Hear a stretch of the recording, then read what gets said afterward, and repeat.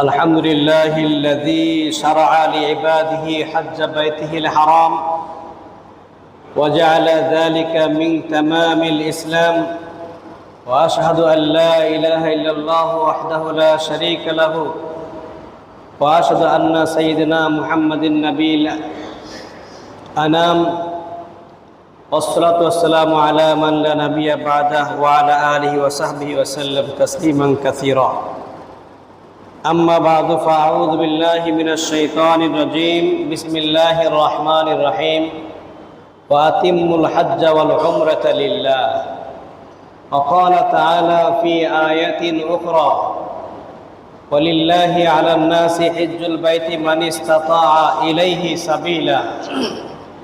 وقال تعالى أيضا: وأذن في الناس بالحج إلى آخر الآية. وقال النبي صلى الله عليه وسلم: من حج ولم يرفث ولم يفسق رجع كيوم ولدته أمه. رواه البخاري أو كما قال عليه الصلاة والسلام.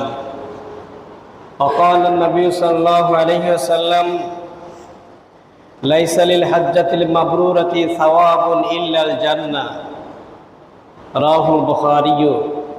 صدق الله العظيم وصدق رسوله النبي الكريم، ونحن على ذلك من الشاهدين والشاكرين، والحمد لله رب العالمين.